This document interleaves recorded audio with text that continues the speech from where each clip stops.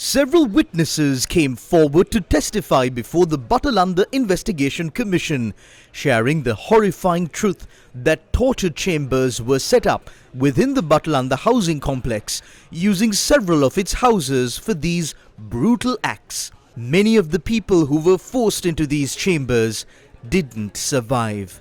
They were burned alive, entire pyres, or thrown into furnaces. But there were also those who managed to escape or survive by hiding their identities. The Commission report offers undeniable evidence that helps us to understand the unimaginable suffering that took place in those torture chambers. One of the most important pieces of testimony comes from Dr. Vimal Attanayaka.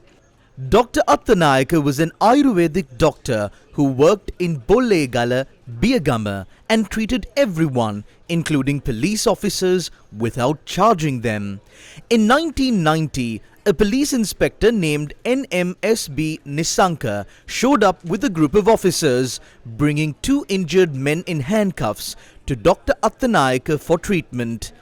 In his testimony, Dr. Attanayaka described how both men had bruises all over their bodies and their wounds were badly infected. Just 3 days after that, Dr. Attanayaka was called to the police station. At the Kalaniya police station, he met Inspector Nisanka, who took him to the back of the station and showed him one of the men he had treated earlier. According to Dr. Attanayaka's account, the inspector asked him to keep this man, who was lying critically injured on the ground, alive for just 1 more day. Dr. Attanayaka did as asked, treated him and went home. 2 days later, a police jeep came to take him to the Batalanda housing scheme. What Dr. Attanayaka witnessed when he entered one of the houses in the complex was beyond anything he had ever seen. Excerpt from the Batalanda Commission report. Inside the room was a large iron bed. 6 or 8 people were chained to the bedside rails. Most of them had terrible injuries. The man Dr. Attanayaka had treated at the Kalaniya police station was also there. Nisanka asked Dr. Attanayaka to treat these men. The doctor asked each person about their pain. One man said his mouth had been burned. Another complained of severe back pain. Dr. Attanayaka could see that every one of them was suffering terribly. End of excerpt. Dr. Attanayaka went on to say there was a powerful, unbearable stench coming from the room, from the wounds of the men. He also saw that their wounds were crawling with maggots.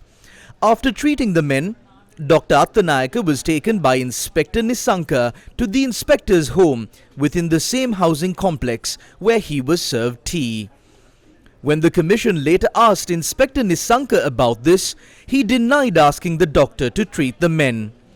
Because his story didn't add up, the commission planned to have him testify under oath.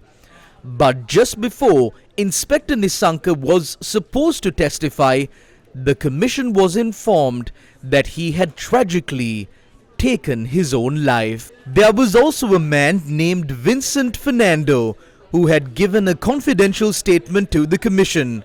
He too died under mysterious circumstances. These silenced voices, whether through fear or death, are attempts to bury the truth of a torture chamber that claimed over 3,000 young lives. Yet the living testimonies remain, voices that cannot be silenced. When will justice be done for these unimaginable crimes?